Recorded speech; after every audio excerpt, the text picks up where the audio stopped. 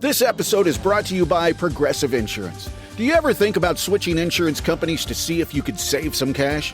Progressive makes it easy. Just drop in some details about yourself and see if you're eligible to save money when you bundle your home and auto policies. The process only takes minutes, and it could mean hundreds more in your pocket. Visit Progressive.com after this episode to see if you could save. Progressive Casualty Insurance Company and Affiliates. Potential savings will vary. Not available in all states. Pepsi Prebiotic Cola in original and cherry vanilla. That Pepsi taste you love with no artificial sweeteners and 3 grams of prebiotic fiber. Pepsi Prebiotic Cola. Unbelievably Pepsi. Spider Pig, does whatever a Spider Pig does. Can he swing from a web? No, he can't. He's a pig. Look out, he is a Spider Pig.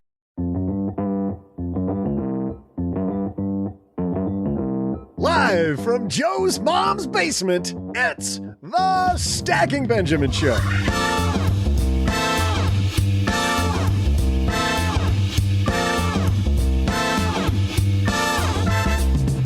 I'm Joe's mom's neighbor, Doug, and on today's show, we'll play the part of a Powerball winner.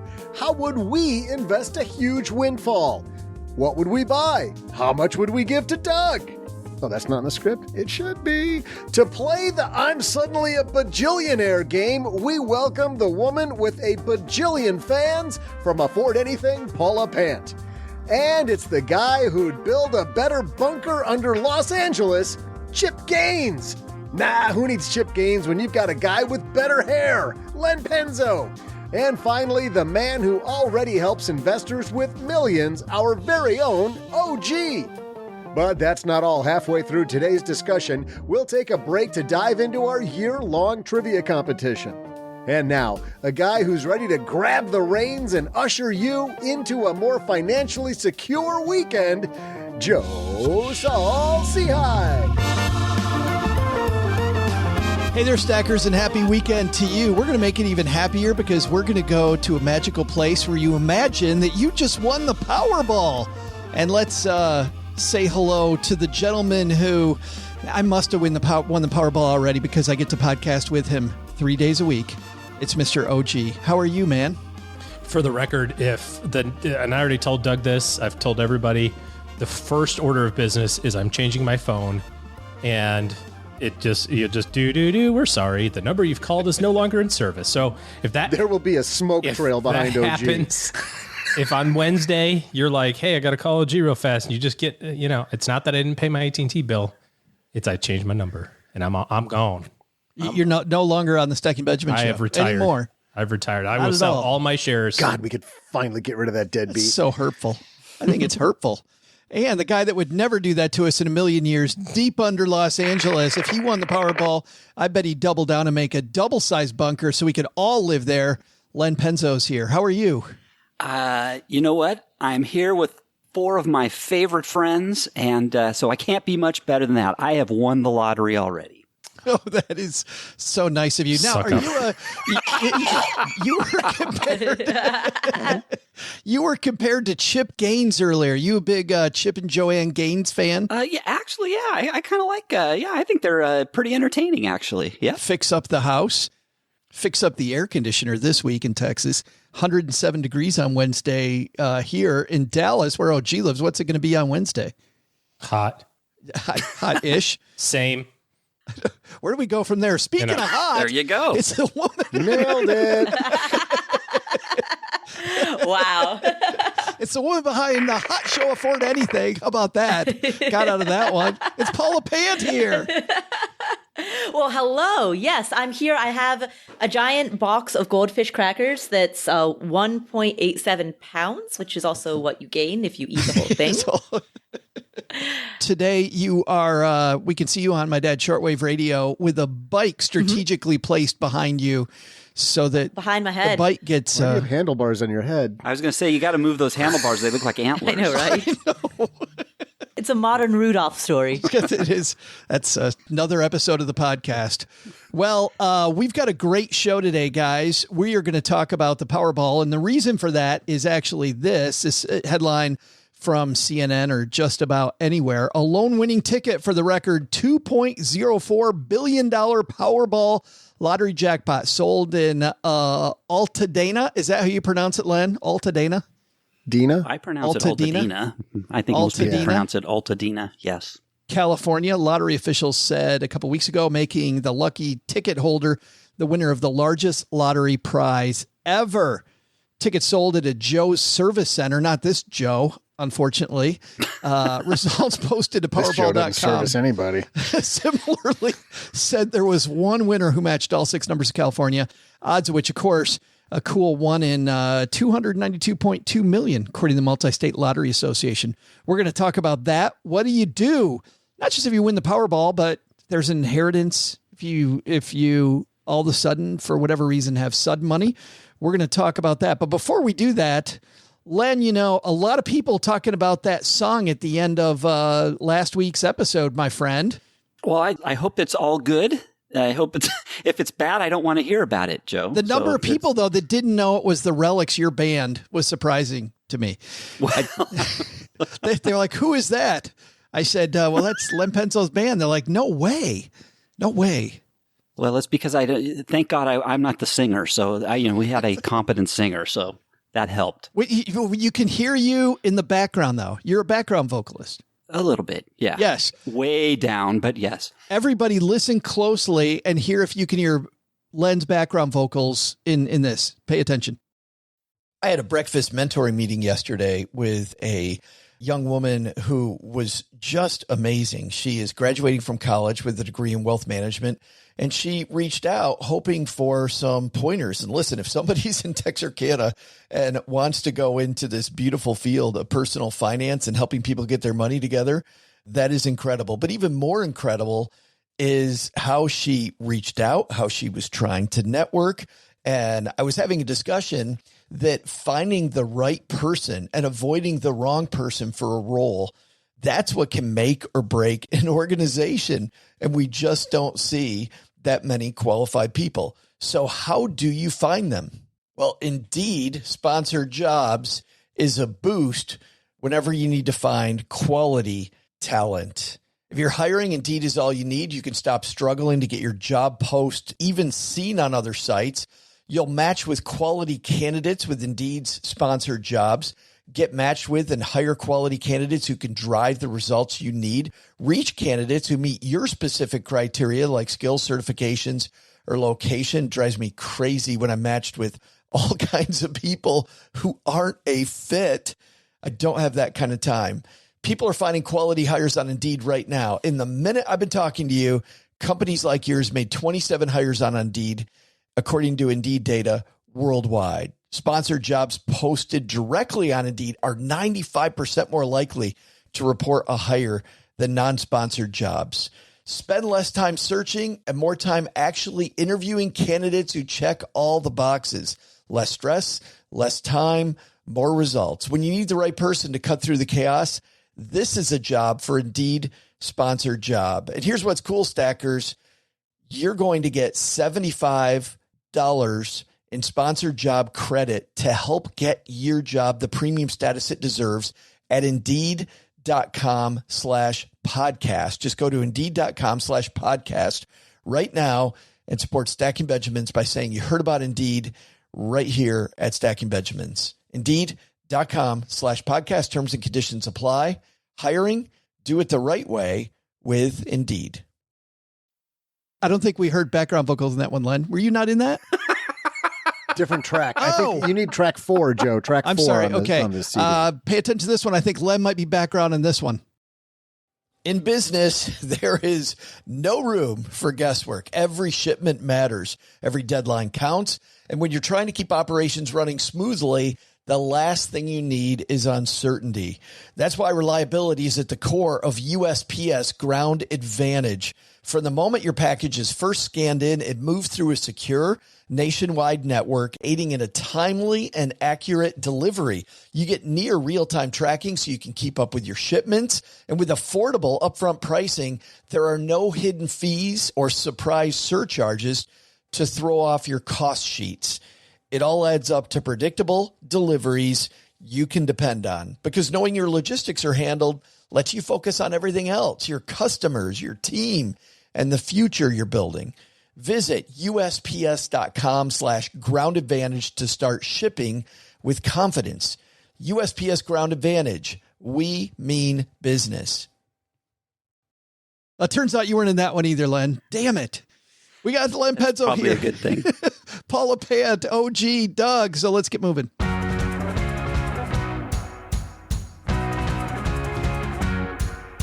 I want to start off this conversation because it seems like, Paula Pant, whenever people win the Powerball, all we hear about is pain later on. So let's talk about that for a second. Why so much pain around something that should be such a great time? So I think there are a few things going on. Number one, people often underestimate how big of a bite taxes will take out of the total. Number two, if people let it be known that they are winners, then friends, family, strangers, high school classmates, your neighbor's dog sitters, your mom's neighbor, Podcast announcers. exactly, they will all be crawling out of the woodwork looking for money. So you've got taxes taking a bite of it. You've got grifters, first degree, second degree of separation grifters taking a bite of it. And then you've got also, no real practice with how to handle it. Oftentimes, if you have to manage an increasing income, as in like over the span of your career, you get promotions, you get to practice year by year managing bigger and bigger sums. Whereas when you get a windfall, you get thrown in the deep end without a raft. I want to ask about the discussion of the money. OG, one thing Paula said was that, if you tell anybody that you won this money, all of a sudden you got all kinds of people knocking at your door, right? And yet you'll also see people online lately talking about, we should talk about how much we make. We should talk more about how much we have. And yet, if I do talk about how much money I have and it turns out that it's a fair amount, I got a bunch of leeches showing up. So is there some middle ground? Should we be talking about what we have? Well, I think from an income standpoint, it's perfectly fine to share that information, in terms of making sure that the people around you and make sure that you're compensated fairly for the work that you're doing relative to the other people that are in your industry or in your company or whatever. I think when it comes to something like the Powerball or anything, I mean, even, we say Powerball, but it could be something like an inheritance, any sort of sudden money. And Paula was talking about this. We generally don't have the experience to jump from managing our income stream of, $100,000 a year to all of a sudden the estate plan of grandma and grandpa. We're the trustees and now we're in charge of $4 million or something. It's just like there's a weird dynamic there about the increased responsibility and then also the zeros. Like there is a little bit of a factor of like, I have so much money now, I will never possibly run out. And you hear that kind of in the parlance of people who have won in the shows and the television programs and stuff like that they do with, with people that have won the lottery. I've met a number of people who have won sizable amounts of money in different lotteries or casino winnings over the years. And they all say the same thing, which is, I thought I had enough that I would never run out. Common theme. And they did. You look at the number of lottery winners that run out. It's astounding. It's mind-boggling because on the other side of it, and kind of that whole like, who do we tell or not tell? Because when we're on this side of it, you go, well, geez, if I had insert dollar amount here, I would never run out, right? If I won $1 million scratch off, I'd never run out. If I won $20 million, I'd never run out. And yet people do. And so then if you do tell people, they think you have so much money that you would never run out. So why can't you give me some, right? Like you have a $500 million from the lottery. Surely you could give me 500,000. And of course it doesn't take very many of those checks to run out. I've got this piece from the Kansas City Star. Speaking of people maybe doing the wrong thing with their lottery winnings, this is written by Caitlin Alanis.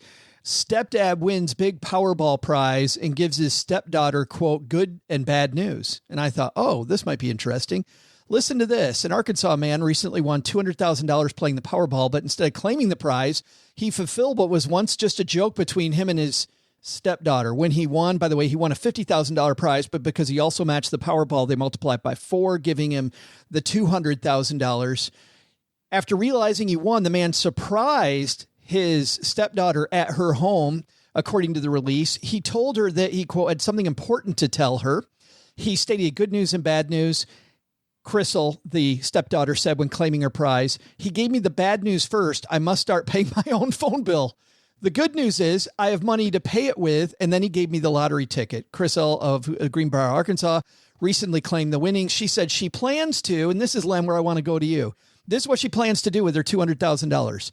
She plans to use the money to improve her home and take a family vacation.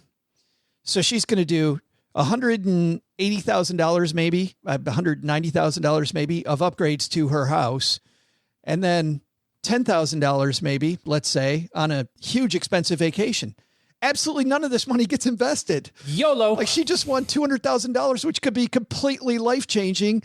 She's investing it in her house. Well, she is. But, yeah, a little bit. But Len, it's funny. We were talking about this at our creative meeting as we were scoping out this episode, and Lisa Curry, our brand new writer, said, she's like, you know what the funny thing is?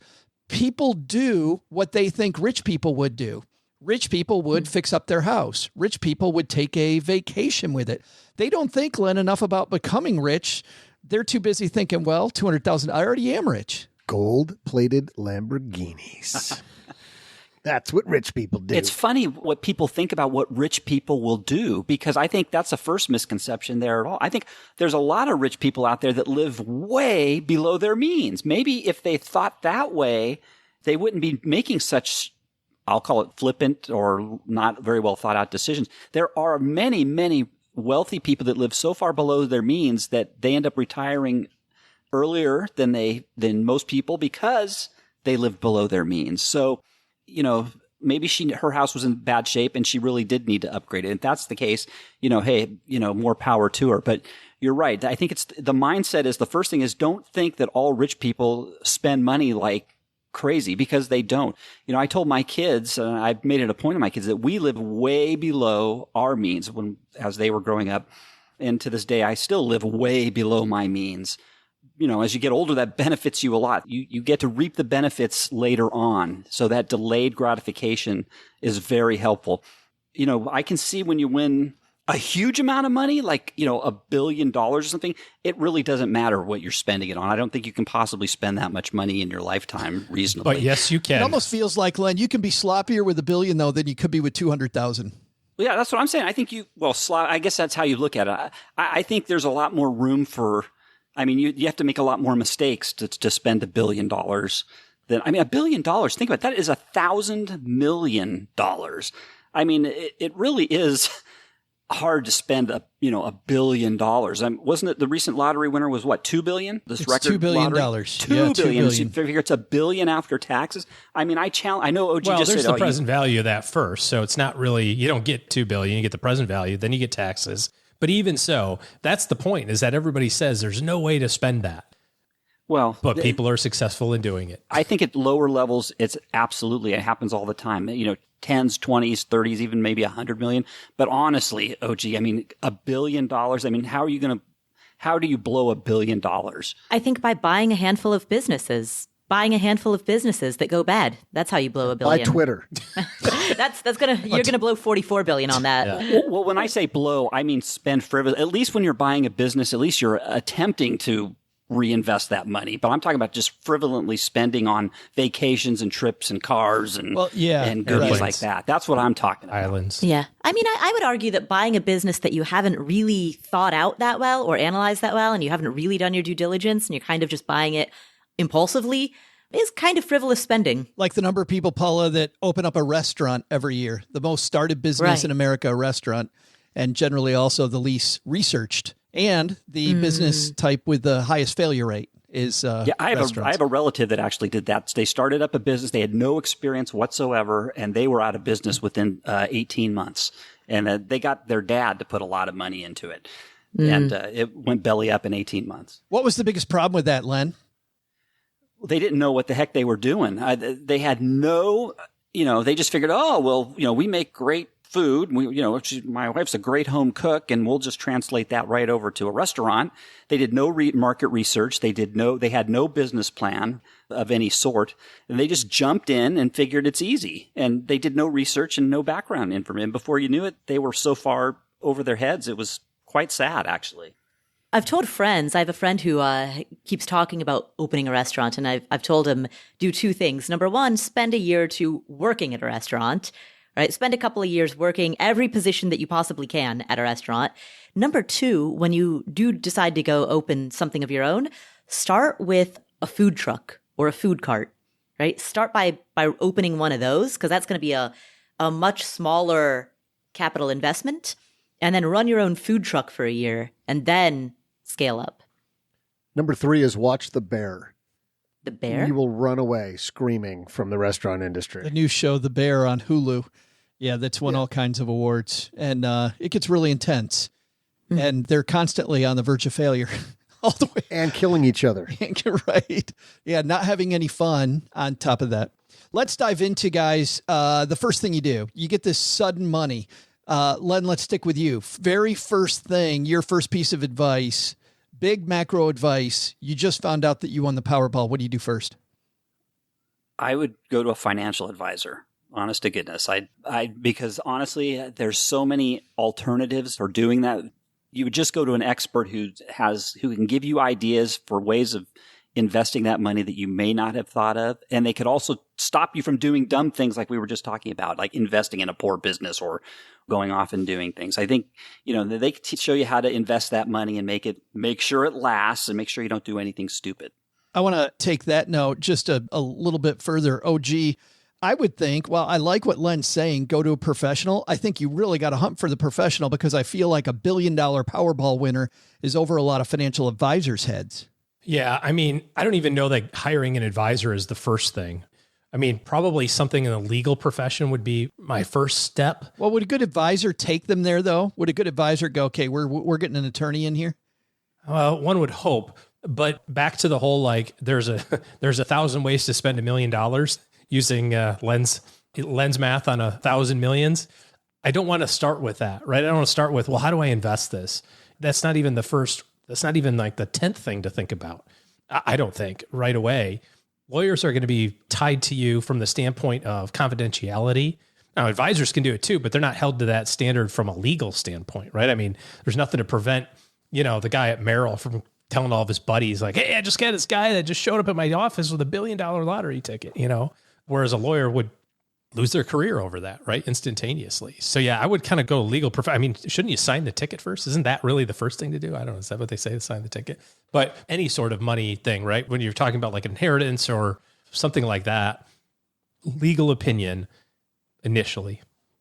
Paula, your thought about big macro advice to begin with? I like OG's advice about going to a lawyer first. I hadn't thought of that. But yeah, the first question is, how do I protect this? What are my unknown unknowns? Right? What are any unknown threats that I am not seeing? I think that's very good advice. Where my brain was at was, what would I do? I would do 3 things. I would buy a nice apartment in New York for myself. I would pay cash. I'd pay cash for all of this. I'd pay cash for a handful of apartment complexes, and I'd open a cat shelter. Those would be my first 3 things. But you got to get the money first. And I think some really important question right away is, how much do I owe in taxes? And like, how do I claim this in a way that's confidential, if possible? Some states don't allow you to do. I mean, if you have, using the Powerball example. Well, how about where do you put the money? I mean, you can't just put $1 billion in one bank account, right? You gotta spread it out, multiple accounts, and you gotta protect it from different bank failures and stuff like that too. Looking at you, First Republic. Yeah. Right. I mean, and I know typically they talk about, if you go see a lawyer first, they'll help before you sign the ticket. They'll help you put some structures in place to receive that money so that when it gets received, it can stay as anonymous as possible. It can stay protected. For instance, some trusts. Yeah. Am I on the right path here? OG or Paula or Len? I mean, I think you want to set up those structures first, and it could take you 2, 3, 4 months to do that before you then go and sign the lottery ticket, so that everything's in place before you get the money and receive it. No, I think the reason, am I even in the ballpark? Well, I think the reason OG says to sign it first is to make sure it's yours, period. Like sign it so somebody else, somehow that doesn't slip out of your hand and somebody else signs the ticket. Like sign the ticket like immediately. Mrs. OG. Yeah, all of a sudden, I've got 3 kids and no house and no money. Somebody's on vacation a whole bunch. Claims it is hers, and OG is shut out. Shut out. First person you see, divorce attorney. Ouch. But that does depend on the lottery, because lotteries are onto that, and the way they make money is having you with a big check in front of you. That's how they get more people to play. Yeah. There's that. There's the impact associated with the, the tax liability, the confidentiality, and then also the timing associated with it, right? I mean, like there's some expiration, Doug, like you were saying, it may take some time to kind of put all these things together. Well, when do I have to make this decision in terms of showing up at the office and getting the big check? Another big decision that a lot of people, I think most people say, they think they know the answer, but do you take the lump sum or do you take the 20 paid out over 20 years? I mean, that depends. If I'm a frivolous spender and I can't control, I wouldn't take the lump sum. That's for sure. Let's talk about that. You wouldn't take the lump sum. You would not.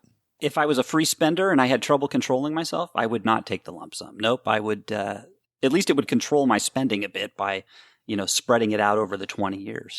So. I go to J.G. Wentworth and get all my cash now. Yeah, right. Hey, A.G. Wentworth, if you want to be... It's my money and I want it now. If you want to sponsor the show, A.G. Wentworth. 877 cash now. 877 cash now. They got all the orchestra singers. She's no clue. Paula doesn't know what we're talking about. You know who J.G. Wentworth is? Is it J.G.? I thought cash it's A.G. Isn't it A.G. Wentworth? Got J.G. no idea. J.G. Wentworth. I've heard of Woolworth. Yeah, Wentworth. Different person.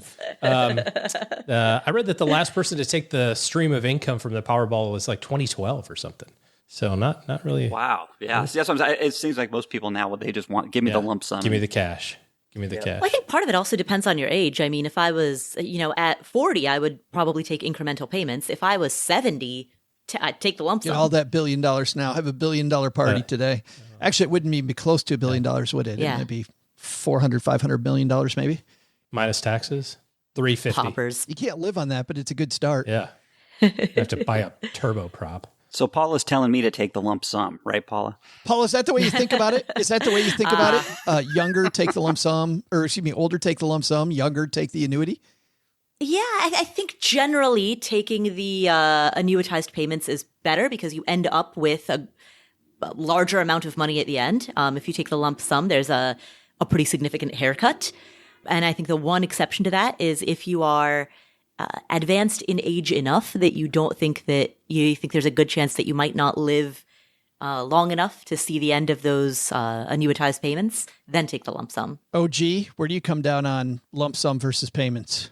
Well, it's really relevant around interest rates. I mean, ultimately, that's kind of the deciding factor is what sort of rate of return am I getting from the lottery company? We should also recognize the risk associated with the 30-year stream of income, which is you're hoping that the state stays in business for that long or the lottery stays in business that long to keep on paying you all of the money that they owe you. But really, it just boils down to what kind of interest are they giving me versus what kind of interest could I get on my own? And then dovetailing that a little bit into, Len, what you were talking about in terms of, can I trust myself or can I surround myself with enough guardrails to make sure that, I'm not going to do really silly things. There's a really great video with Shaq talking about how he hired his first and now only financial planner investment person. So I met with a whole bunch of guys, and a lot of guys were coming in, and I can remember an old timer saying, "If it's too good to be true, don't do it." So a lot of guys came in, they say you're gonna get $40 million on your first contract. You give me the $40 million, I can turn it into $200 million by the time you're 23. I was like, I don't like this guy. Another guy said the same thing. And then I met one little small, beautiful Jewish man who says, I'm in the savings bonds. We're going to put your money and, we're going to start a subchapter S corporation from your family. So, all the stuff that you're doing, you can write it off. I was like, you know what? Shalom. Baruch Hashem. I'm going with you, sir. There's Shaq talking about it, right? Like everybody's doing the, no, give me the cash and I'll double it, I'll triple it. And it's like, if it's probably too good to be true, it probably is. That's good for your 401k rollover when you retire. It's not just the advice that you're going to use when you hit the casino or get the super trifecta in the Kentucky Derby. During the second half of this discussion, I want to go into exactly investing the money. I want to find out exactly how many, what are they, cat cafes, Paula, that you were going to create? Oh, yeah, Cat Cafe. I'll do a puppy cafe too. I'll do them both. Equal opportunity for cats Exactly. Cats, dogs. Yeah. Paula will have it raining cats and dogs. How will she have that? Len's going to get the band started again, get the band back together, probably with his money. What will OG do? We'll find out. Actually, what some good investment ideas are, especially more around that $200,000 number than the $1 billion number we were talking about. But before that, at the halfway point of every podcast, we have a head-to-head competition by these three frequent contributors to the Stacky Benjamin Show, where they're fighting for the most worthless trophy in sports. This is from a dollar store in Montana. OG, got your hand up? It's right there. It's right there. Oh, I didn't know. I thought you wanted to say something. It's the trophy. He's pointing at the trophy. The trophy is so tiny, you can't even see it. If you're watching us on YouTube, you'll see the trophy right there. I had no idea what the hell you were doing. I'm like, yes, you can talk, OG, yes. The score at this juncture, the world is upside down. Len Penzo's in first place. That's not upside down because I think the first 2 years we did this, Len, you were our champion. Yes. OG, the champion the last 2 years, has 7 points. Len has 11. OG has 7. But the miracle on ice right now is that Paula Pant has 9. Midway between the two. How the heck Paula's not in last as we move into August is beyond. I have no idea how this is happening. Time's running Paula, out. how is this happening? What the hell's going on? I know there's a rip in the space-time continuum. Turns out aliens are real. Hold on. How many? We need our stats people back in the truck out in the parking lot to do some research to find out how many has she won? How many individual trivia questions has she won since she's been back, as opposed to all the people that sat in for her? I think I might have won one or two. It's one or two. Paula's like, back off. I've won at least one myself. Hey, delegation is a skill. It's fantastic. Well, we gotta see, Paula, if you can do it on your own this week, some heavy lifting, because Doug's got a great trivia question today. What are we doing, Doug? Well, Joe, I think I've got a great question for everybody. Hey there, Stackers. I'm Joe's mom's neighbor, Doug, and let's pop the cork on today's trivia question, because on today's date in history, Champagne was born. See what I did there? Pop the cork, champagne. Is this thing on? Okay. Way back in 1697, a monk I knew that. Thought that was going to be the trivia question. No. There's so much more. Way back in 1697, a monk named Dom Perignon, and I have it on good authority, that's the way he pronounced it, he accidentally created a whole type of drink while trying to make still wine. He added some cork to his bottle, hoping it would help, and instead, well, he got a little bit of fizz. The same thing happened to me back at age 12 when I added Pop Rocks to Dr. Pepper, so I know how it feels, old Dommy.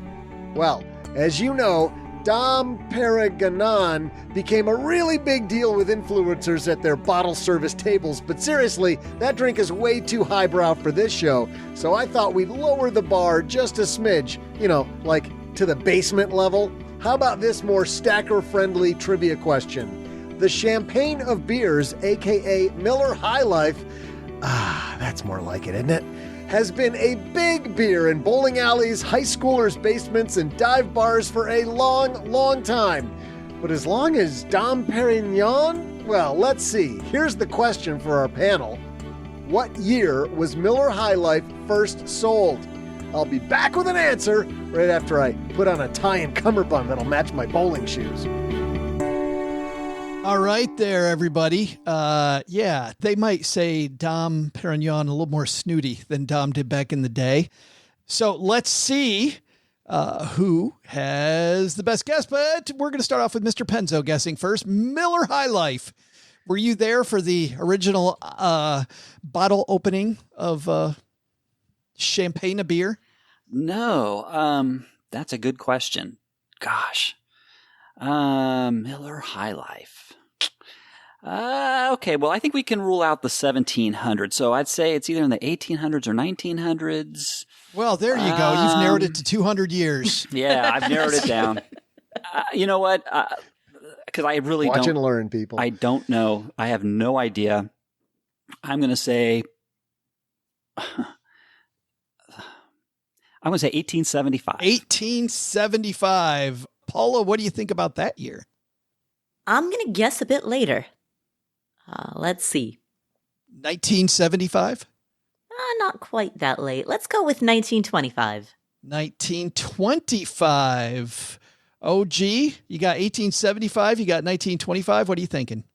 I feel like there's some clarifying questions. Are we literally just going Miller High Life? Miller High Life. Or period. The Miller Coors brand? Miller High Life. I feel like the Coors brand has been around since the 1800s. I think Len's onto something about that, but Miller merged with Coors.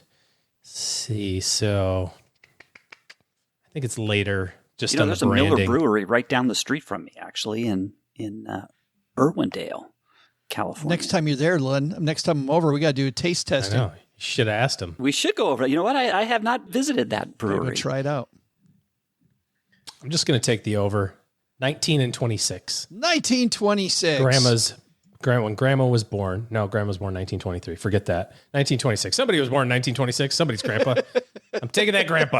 1926. Taking somebody's something for 26. Somebody's great aunt. 26 or later. We got no clue. 1875. We got 1925. We got 1926. Who is right? We're going to let you know in just a minute. Hold on, because before we come back, everybody lean in, because Len Penzo might be background vocals on this right here. This episode is brought to you by Progressive Insurance. Do you ever think about switching insurance companies to see if you could save some cash? Progressive makes it easy. Just drop in some details about yourself and see if you're eligible to save money when you bundle your home and auto policies. The process only takes minutes, and it could mean hundreds more in your pocket. Visit Progressive.com after this episode to see if you could save. Progressive Casualty Insurance Company and Affiliates. Potential savings will vary. Not available in all states. You didn't start a business just to keep the lights on. You're here to sell more today than yesterday. You're here to win. Lucky for you, Shopify built the best converting checkout on the planet. Like the just one tapping, ridiculously fast acting, sky-high sales stacking, champion of checkouts. That's the good stuff right there. So if your business is in it to win it, win with Shopify. Start your free trial today at shopify.com/win. Foiled again, Len. Foiled again. Another smart company. You guessed first. You got 1875, and both Paula and OG significantly later. How you feeling? I really have no idea, but you know what? Hey, if Miller started in the 1800s, I think I pretty much got all those years covered, right, Doug? I think you've got up till 1900, because Paula, you've got 1925. So you still got 1900 to 1925. Yeah, as soon as I gave my answer, I then realized that I didn't factor in prohibition, and probably wasn't a whole lot going on during that era. So probably not announcing to the when feds. Did that ever slow down somebody creating an alcoholic drink? And by the way, OG, you were the one that played the womp womp womp there, but dude, 1926 is still. I think you got to give yourself another little jump job in a way. There you go. 25 and 26 might not have been exactly the year, but were they closest? Doug? They might not have been the year that they came out with a brand new beer. Could probably not have been. Most of the biggest Scotch brands or the oldest Scotch distillers that are still making today all came about when it was illegal to distill spirits. So it could be your lucky day. So you're telling me there's a chance. I absolutely am telling you there's a chance, because that's what spawns most of these business. They see opportunity, right? Right. Well, Doug, give it to us. On Miller High Life. Oh, I'll give it to you, Joe. Hey there, stackers. I'm beer swigging and karaoke crooner. I'm much better after 2 beers, by the way. Joe's mom's neighbor, Doug. Today, we take a highbrow date in history and bring it down to our level, because that's what we do here in Mom's Basement. On this day in history, Dom Perignon, a monk in France, accidentally created a trend where people try to impress dates by ordering a high-end champagne off the menu. After some careful market research, we changed it up a little bit, so today's question is about the champagne of beers. Miller High Life. Like the great beer sommelier that I am, I can smell it today. Notes of hops, barley, and regret in the morning. What year was this concoction created? Miller High Life was introduced on New Year's Eve so that you could have your Miller Low Life hangover the next day. On January 1st of 1904, which means Miller High Life first was sold December 31st, 1903, and that means that Paula is our winner. She was just off by 22 years. What the hell's going on? I just got done saying how many has she won since she's been back, and then she spikes one in the end zone. What the hell is going on? Get ready for a new reality. Imagine Paula Pant knowing something about alcohol. That is weird. Yeah, right. Congratulations, Paula. Well, You're now you. one away. Thank you. From challenging Mr. Penzo. Thank you. Take a bow. Taking a bow. Absolutely. I'll have my speechwriters prepare my acceptance speech for the big trophy. You're gonna jinx it. You're gonna jinx it. I will be updating my CV. Oh, geez, going to need a big fourth quarter comeback here before long, man. I might be out of it. I mean, you were talking about the stats people, Doug. I wonder where is the point of no return for OG at this point? Well, you're down by, so now Paula has 10, Len has 11, and you have 7. And it's August 4th. You're only 4 down, man. I mean, you got a lot of time left. There's a lot of ball game left. Doug. Don't encourage him. You're supposed to be beating him down further. Let's move on to the second half of the show. You can tell how much we love each other here. Second half of the show brought to you by depositaccounts.com. You know what kind of hammer Deposit Accounts brings to this, Len Penzo? I don't know. Why don't you listen to some background music here and see if you can find me on there. You might be able to find Len here in the background. Or cowbell. Depositaccounts.com. As we're recording this, savings accounts, listen, the national average on a savings account, 0.42. But Deposit Accounts shows us where they list all the savings accounts head to head. Top 1% average, 4.55%. Big difference between the top 1% and the national average. How about CDs? Top 1%, 1-year CD, 5.49%, national average only 3.61. And money markets, top 1% gets you 4.4% APY, national average only 0.72. Go to depositaccounts.com. You'll find where you can compare more than 275,000 deposit rates from over 11,000 banks and credit unions and do it for free at depositaccounts.com. All right, let's talk about depositing a big check into your bank account. Let's talk about actually investing this money. Paula, let's start with you again. If you're investing this money, where's your head at around investing a windfall? The amount is so big that the number of tax-advantaged accounts that you can max out is going to be proportionately negligible. I mean, obviously you would do it anyway. So yeah, max out your solo 401k and your HSA. Have fun. And now you got $1 billion left. What do you do with that? Exactly. But after that, there would be a chunk of it that I would put in a taxable brokerage account invested in some index funds. I'd probably work with a financial advisor to figure out the exact asset allocation that I'd want to be going for. I would, as I said earlier, I would buy a bunch of apartment complexes in cash. You buy apartment complexes. Well, why apartment complexes? I have experience with residential real estate. I do not have experience with commercial. I think commercial is probably a great option, but as of now, I don't have enough. I don't yet have the knowledge of, buying a shopping mall, for example, or even a mobile home park to be able to comfortably and knowledgeably go into that arena. That might be something that I learn in the future. But immediately, I would stick with what I know and just do what I know on a larger scale. And because what I know is residential real estate, apartment complexes are residential real estate on a larger scale. I mean, technically, there's owned commercial, but it's not the same thing as, having triple net leases with brick and mortar retail. But why the apartment complex? Because there's two different ways to make money. I mean, there is increasing your capital gain, right? You think that those are going to appreciate in value. Or the second is to create an income stream. Which are you doing? Are you trying to do both? I'd be creating an income stream with the apartment complexes. Okay. Len, what would you do? You win the $1 billion. Oh, okay, so we're talking about $1 billion, not 200,000, right? $1 billion, yeah. Which I guess we are because of Paula's buying apartment complexes. I think that might buy her a quarter of a bathroom for $200,000. Right. If I had $1 billion, well, I think the first thing I would do is I would do the two easiest things right off the top.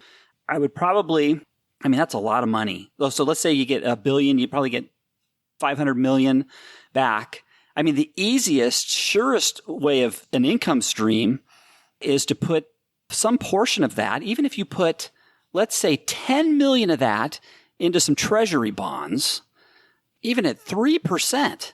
What's 10 million? What's 3% of $10 million? Is that $300,000 a year? Just right off the top. So you're guaranteeing yourself relatively risk-free money, $300,000 of income every year. That's just 10 million of your 1 billion, which is 1% of your. So see how easy it is just to get that income stream going. Now you have the other $990 million.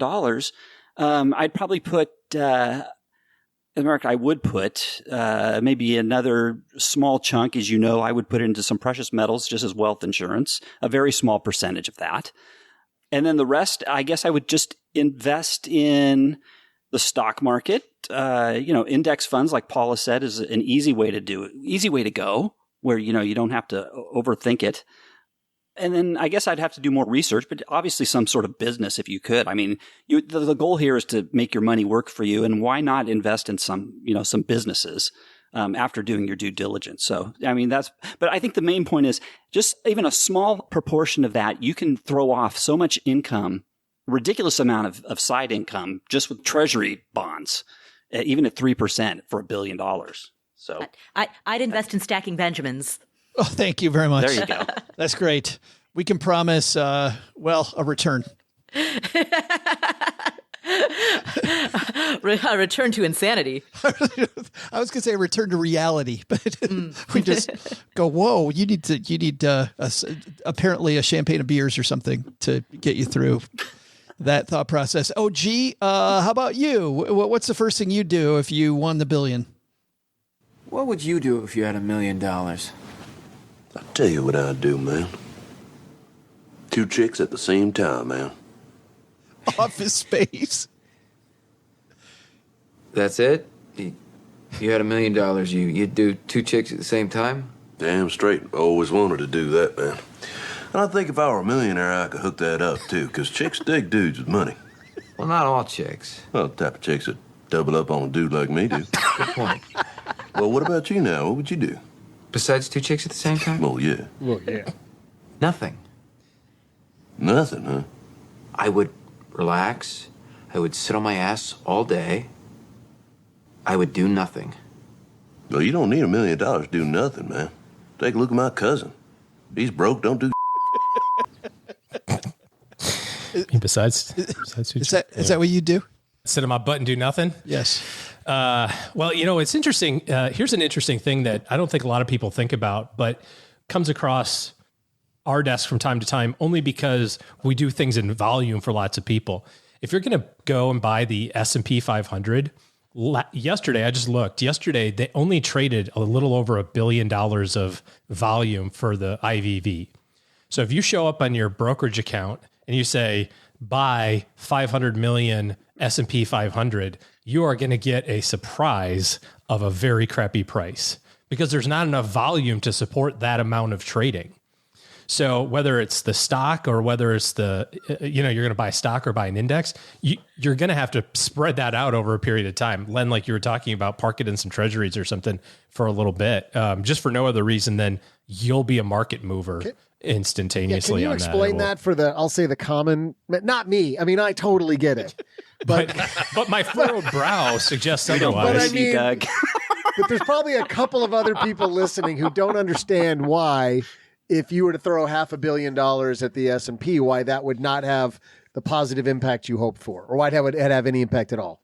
Walk us through it. Well, this is probably easier to explain with smaller companies. There's a lot of speculative stuff that happens in the penny stock market, right? Where, on Reddit or, just some newsletter or something like that, it's like, oh, we can buy this really teeny tiny company and it goes from a penny a share to 2 pennies a share and you just made double your money. So just put 10,000 in there and you make 20,000. And that's all well and good. And that happens quite frequently. The problem happens when all of a sudden you start putting $20 and $30 and $40 and $100,000 in, now you're the single person who's deciding the market. There's nobody else because stocks are bought and sold in pairs. They're not creating new shares. Well, ETFs are a little different in that. But in a normal stock, Microsoft stock or whatever, there's a certain number of shares available, period.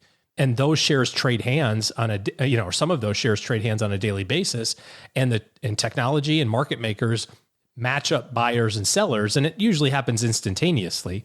So if you're going to go sell 100 shares of Microsoft, there's probably someone in the universe who's willing to sell 100 shares of Microsoft right now. But if you said, I want to buy 100 million shares of Microsoft right now, holy cow, now we got to start soliciting bids from people. And well, holy cow, what does this guy know? Is we're selling 100 million shares? Like, what's going on? Or buying 100 million shares? What's going on that we don't know? So, whoa, I don't want to sell mine unless I sell it at a better price because apparently something's going downrange that I don't know about. So there's a lot of behind the scenes stuff that can happen. Now, that doesn't happen, with normal trading, but you just kind of have to be aware of the impact of that. I was talking to somebody one time who was an insider at a company. They were an executive at a company and had a number of shares. And I just kind of off the cuff said, why don't you just do covered calls on your shares, which is a way to generate income. Len, you were talking about income generation, and a call is an option strategy that allows you to generate income. And he said, well, I can't because to make it meaningful to me, I would have to have so many that I would, move the market. It would just be, and it's something that we don't think about because we buy our ETFs in $100 a month increments or $1,000 a month increments or whatever. That's largely unnoticed. So, we talked about at the very beginning, finding an attorney and a tax person. Those are probably the biggest things. The IRS waits for no man. They are very particular about getting their money, and the meter runs immediately. So those are the first two things I think I would want to have taken care of. Len, you brought up a really good point earlier, which I thought was another thing that is relevant for people who have hundreds of thousands of dollars or millions of dollars, which is you can't just jump on depositaccounts.com and go, oh, I found a great 4% rate in my savings account. I'll dump $100 million in, insert credit union here. Like, it's just not a smart idea from an insurance standpoint. And we've seen, what happens when banks go under. So, those are the things that take such a long time to sort through. And, Len, at the very beginning, you said this, which was, $1 billion is 1,000 millions, right? So like, you can't possibly spend all that. And maybe that's true. Hopefully it's true for anybody who has either amassed or might amass or wins that kind of money. But then you also start thinking about the increments of that, from the savings standpoint, right? FDIC insurance is good for $250K per account, per ownership. So you go, well, I've got me, my spouse, a joint account, my kids, my mom, my dad, me and my mom, me and my dad. It's like, cool. You just burned up 3 million. Now there's 997 million left, and you've just hit all the banks in town. So now what? So it's going to take a long time to deploy this capital in a meaningfully reasonable situation. So it's not going to be this would be your full-time job. Those are like excellent points. And there's one other thing that I want to add, which I hadn't really thought about until I started listening to you talk about like the nuanced reality of having such a large amount of money. If I won $1 billion, probably one of the first things that I would want to make a plan for is security. And that is in every form. Like, there's cybersecurity, account hacking, identity protection. There's all the digital security side. Yeah. Then I would also need a personal security detail. Right. And the problem with that is, how do you know if you can trust them? Because if they can be bought, they can be bought. Like, if I can hire someone, somebody else could hire them for more, So how do you even know if you can trust the people that you're hiring to protect you? Which is why you have to keep it to yourself and go to work tomorrow. Do you go to work tomorrow? Yeah. Sadly. Do you go to work tomorrow? Paula, do you go to work tomorrow? Yeah, if you absolutely. Want $1 billion? Well, I would be investing a lot of that into Afford Anything, like building Afford Anything really big, hiring a much bigger staff, building out a big studio space. Ooh, I see my skills on the marketplace. Yeah. Len, would you go to work tomorrow? Working for the man, I would quit work. But if I was working for myself, my own business, like Paula or OG has, or Doug or whoever. Would you plow any of it into lenpenso.com? Yeah. Oh, you bet. If I was my own business, I would not quit. No, I would not quit. I think that's the death of anyone if they just quit everything. That's the biggest mistake I think anybody can make. But if I were working for the man, yeah, I would quit. Can't be a quitter. Yeah, it's kind of a weird attention grabber. That's why you don't say anything, because they're going to say things like, we've got the person on video from, buying the ticket at 7-Eleven in, insert town here. And all of a sudden you don't show up to work and they're like, wait, there's a bald guy with a goatee. That looks a lot like my boss, Len. Did he win the power? Oh, he didn't stop. He stopped going to work today. What's going on? But you know what? Just quit. Just about 1.25 miles from me down the hill was a 7-Eleven that actually did sell a $1.5 billion Powerball winner 2 years ago. Nice. So yeah, like 1.25 miles from me, actually, there was a winner here. And let's see, Len kept coming to work. He did retire. Yeah. He did. A little more There's spring in his construction going on step in than the usual. construction going on in the bunker. Are you kidding with what Joe's paying us? Are you kidding? I'm not going to quit this job. The cheery gig that you've got? All those Omaha steaks. Those were fabulous, by the way. Thank you for that, Joe. One and of the OG. things that we haven't covered, at least in some amount of detail, is, and we touched on it maybe an hour ago or something, was that if you take the lump sum, you get roughly half of what is advertised. And then the taxes come out of that. So generally, as a rule of thumb, if you see $1 billion lotto, just take 25% of it. That's roughly your take home, give or take 10, 15 million. That's roughly your take home when you're done with all of that. So it's easy when you're like, oh, crap, I'll still get 250 million out of the billion. I'm still in good shape. Sure. But if you change the starting number to $1 million, people think if I won $1 million lottery, I'm out of here. It's $250,000 is what you're going to walk away with and be able to do investing and that sort of thing. That changes your trajectory considerably. And we're talking about $2 billion here, which means it's $1 billion, which means it's $500 million. Yeah, and these happen. I mean, the $1 billion lotteries happen occasionally, but more commonly, I mean, it happens to me like every couple of years. You win the $1 million in a scratch off, right? And then you take the lump sum, and now you're just dealing with the paltry 250.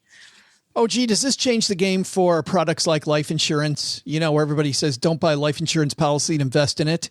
Does this make a life insurance policy look more attractive because of the tax-free nature inside of something like that? Probably not. Only from the same standpoint, like we were mentioning earlier. And I think we're talking about this from the what happens if you win a whole bunch of money. But this can also be part of this transition that's going to happen over the next 30 or 40 years of all of this baby boomer money being transferred to Gen Xers, which is whatever $7 trillion or something like that I read in the Wall Street Journal. There's probably not enough to make a big enough difference, and what I mean by that is in order to make a meaningful dent in $500 million of your, you're sitting in your brokerage account, right? And you go, well, I want some of that to be tax free. You got to put hundreds of millions of dollars into an insurance policy. Well, guess what? You need to find an insurance company who's willing to take that deal. And there's not going to be very many. And so now we're back to the same thing of like, well, how do I get 250 into each one of the banks in town? It's like, well, you can do that all day long. And you've barely scratched the surface of, I just bought a whole bunch of $10 million policies, to get some tax-free income out of the deal or tax-free growth out of the deal, which is great. But, eventually those companies will cry uncle pretty quickly in order to make it a meaningful amount to you, if that makes sense. I want to end with this. This is earlier in the discussion that Shaquille O'Neal had about his financial advisor and how he blew his original money. And I want to ask you guys about this. Right before you get drafted, you get $1 million for an endorsement deal. And I spend it in one day. How'd you do it? Well, when you're young, you don't have a lot of business savvy. There's two words you forget about: FICA and sales tax. So I thought I was getting $1 million straight up, but you forget about those things. So really I got about maybe like $600,000. So I go buy a $150,000 car. No negotiations. I don't know nothing about negotiations. Guy could have told me $200,000, I would have bought it. So I go and I get a black Mercedes because that's what I always wanted. Black Mercedes and some nice wheels. Guy was like $150. Write the check. And I come home, my father's like, that's nice, where's mine? I was like, you know what? You made me who I am, jump in. So we ride, told the guy, I want another one, same one I got. So they go $300,000 right there. So we get home and my mom was like, oh, that's nice. I don't want one that big, I want a little one. Because I know I got more money coming in. So I'm just like, I just want to take care of this stuff now. So I go get my mom one. There's $500,000 right there. So now I got to get suits for the draft. I got to get jewelry. I got to get earrings. I got to buy the Alpine pull-out deck. So when I go to the club, I got it with me. I got to get the alarm that calls the beeper and the phone. So a couple of days later, I get a call from the bank, who was a family friend, the manager of the bank, and he called me and he said, "You know how to read bank statements?" I was like, "Yeah, I learned it in school." So as I was reading it, I was $80,000 in the hole. Paula, he bought a bunch of stuff. He went out and bought a bunch of stuff. Is there anything meaningful that you buy? You talked about investing it, right? Is there anything you would buy today if you won the lottery or somehow came across a big inheritance? I'd stop flying commercial. It is nice. Yeah, I'd be done with that. Just flying private. That'd be my from here on out. My splurge. Exactly. Len, how about you? I think I would buy myself a railroad. A real railroad or a real model Does railroad? it pair with the time machine? A real railroad. I think I'd buy the Burlington Northern Santa Fe. You buy the whole thing. Yes. And just own the railroad. Well, there you go. And I'd ride the train. I'd be riding that thing all over the place. Yeah, it'd be fun. You and Warren Buffett. Yeah, he's Union Pacific. Yeah, we'd be going head to head. You guys go head to head. Very seriously, would you buy anything? Is there something serious you buy? Seriously, gosh, you know what? I would probably buy a nice vacation home somewhere in Hawaii. I probably would. That's something that would be really cool. But that's the only thing I can think of that I would buy. Other than that, no, I really don't know what I would spend it on. Yeah. Oh, gee, how about you? Definitely a faster airplane, almost instantaneously. And as much gas as it would hold. There we go. Just to get as far away from us as possible while the phone goes to do not disturb immediately. I think that's probably a good way to leave this. Let's find out what's happening where all of you people work. OG, big weekend this weekend. Now that we've made it to August, big first weekend in August. School starts. School is starting. So already a rising junior, a rising freshman, and a rising second grader. Wow. So time is zipping by. Wow. We're going to do some college tours this fall. Going to go down south a little bit and check out some schools in Austin and maybe one in College Station and maybe one in Fort Worth. So we're going to do that. That's kind of on the horizon. But West Lafayette. What's that? West Lafayette. Perdon't? No, I'm Go to good. West Lafayette. No, I'm good. Doug, big plans in northern Michigan this weekend? Just golfing and fishing and the beach and probably some campfires. Nothing much. Just before it starts snowing any moment now. Starting next week, now that winter's coming to Michigan.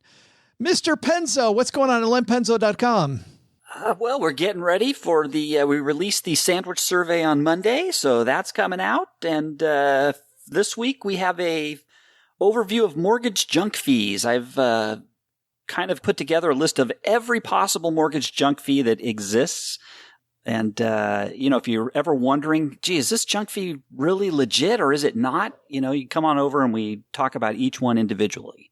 Awesome. lenpenzo.com. We will also have Mr. Penzo here on the show on Wednesday of next week, chatting about the sandwich study. So after you read it, you can hear the commentary. And I just saw the results and some very surprising numbers. Yes. Very surprising. Really, it kind of threw me for a loop when I saw it. Yes. Yeah, very surprising numbers. Can't wait to get to that. Paula Pant, what's going on over at Afford Anything? On the Afford Anything podcast, we have a lot of great interviews coming out. We've got an interview with Dr. Marissa Franco about the importance of friendships in your adult life and how, particularly in the age of remote work, it can be more challenging to start to develop those friendships. So here's how we manage our careers, our work in that context. We've also got, who else have we spoken with? Let's see. Plenty of good people. Just once, Joe, when you ask her this question, I want her to say, we've got a great interview coming up with Earl the Hobo from the corner of 57th and Columbia. I mean, it's never that. It's always, it's the doctor of physiology from Stanford who, it's never a common person, Paula. Well, how do you get these people? And all their voices sound suspiciously similar. Yeah. The show is just a giant ventriloquist act. Everybody's on to you now. Brian Kuderna. He's also a guest on the Afford Anything podcast. He talks finance. We talk like deep, rigorous finance. So yeah, all of that, Afford Anything podcast. He definitely goes more into the economic side, the macro side. Yeah, exactly. Exactly. Good stuff. And that's out of Afford Anything, where finer podcasts are distributed.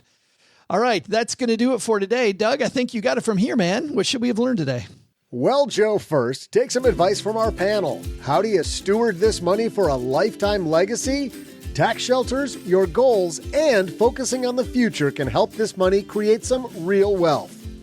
Second, if you win the lottery, be sure to open a restaurant. It's a surefire way to multiply your money.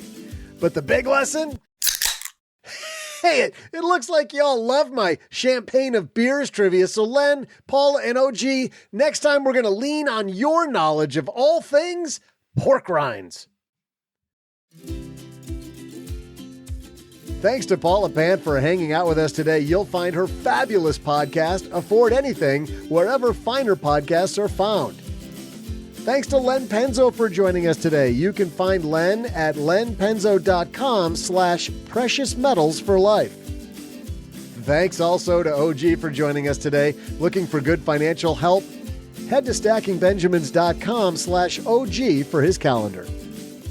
This show is the property of SB Podcasts, LLC, copyright 2023, and is created by Joe Salcihai. Our producer is Karen Repine.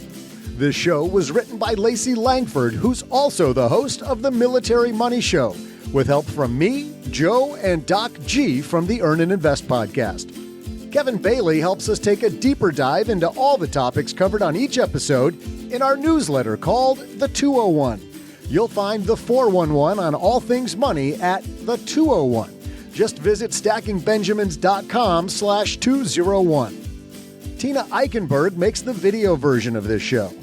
Once we bottle up all this goodness, we ship it to our engineer, the amazing Steve Stewart. Steve helps the rest of our team sound nearly as good as I do right now. Want to chat with friends about the show later? Mom's friend Gertrude and Kate Yunkin are our social media coordinators, and Gertrude is the room mother in our Facebook group called The Basement.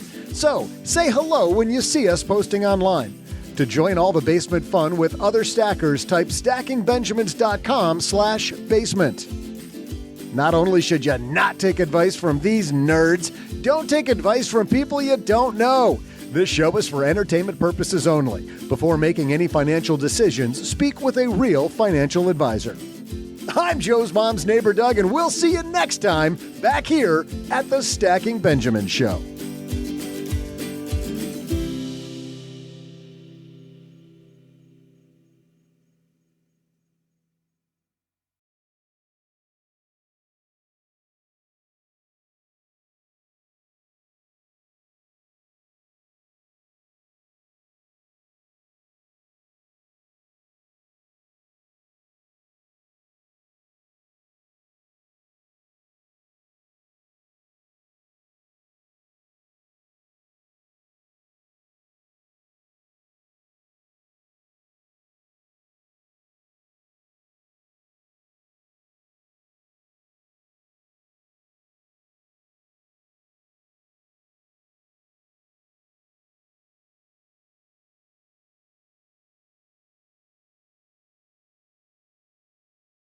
Did you guys hear that Pee Wee Herman died? I saw that on Instagram. Look at Paula, do you even know who that is? Yeah, I used to watch Pee Wee Herman as a kid. Wow, Yeah. You were let to watch that?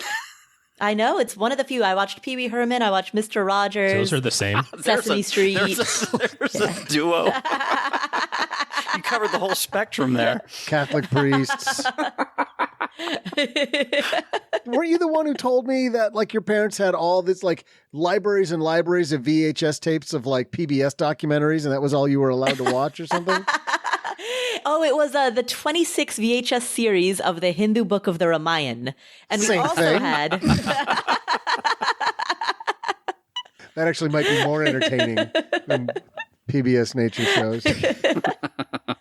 entirely in Hindi, which I neither speak nor really understand. Even after watching the 24 VHS series or the 26 VHS series. Whoa. Rewind that. Multiple times. Hold on, that's my favorite part. That's right. I missed the slow-mo on this thing. VHS tapes. It's like when the encyclopedia would come via shopping points at the grocery store. If you shopped enough, you could get the encyclopedia. No? Nobody else had the encyclopedia put together. I actually got my encyclopedia from a traveling salesman. Oh, yeah. Walked up to our door one day when I was a kid and sold my folks a encyclopedia set. Yeah, one of those. We had that too. But then you had to get the updates. And do you know that somebody on this panel right now has been published in the Encyclopedia Britannica? Really? Who would that be? OG? This guy. For what? Swear to God.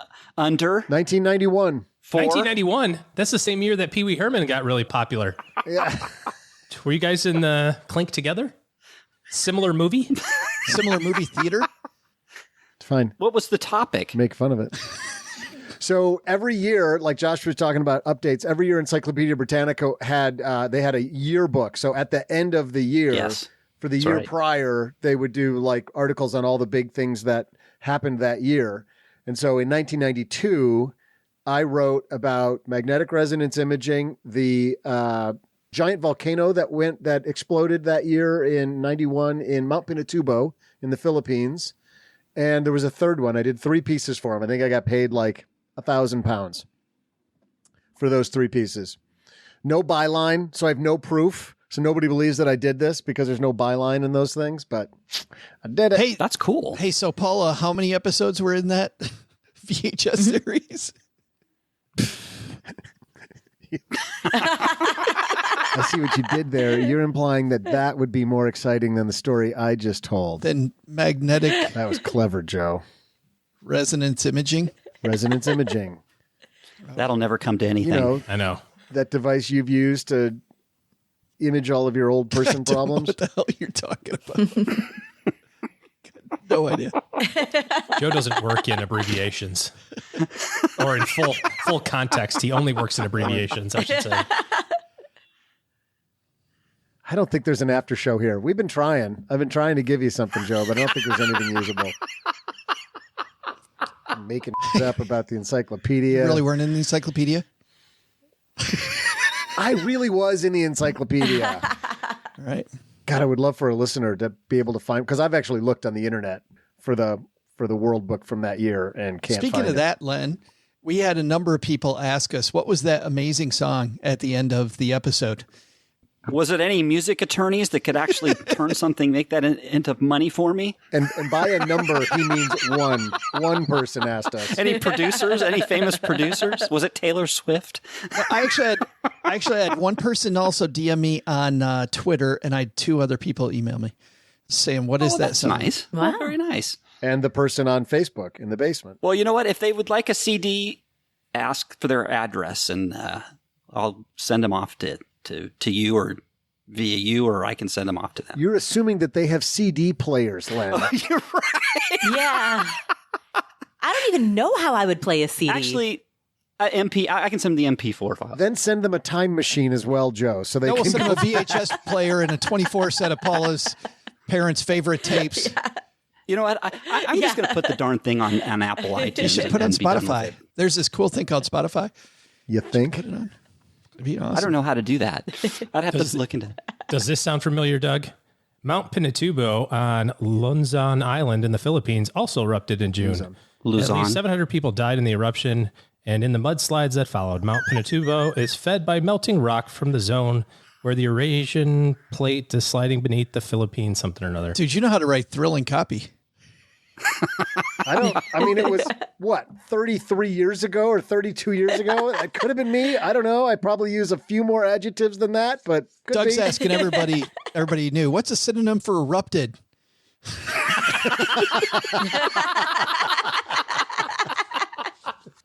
I got to hit my word count.